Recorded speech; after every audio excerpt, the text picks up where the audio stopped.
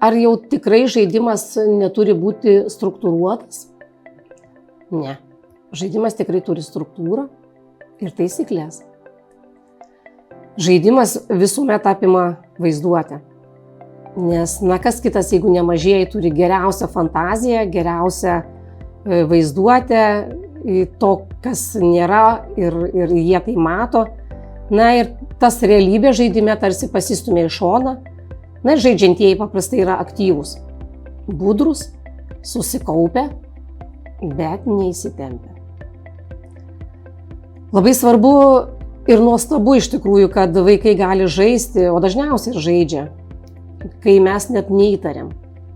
Mokytojai, tėvai ar ne. Tai žaidimas gali vykti vaiko viduje, o žaislai žaidimui nėra būtini, nei pakankami.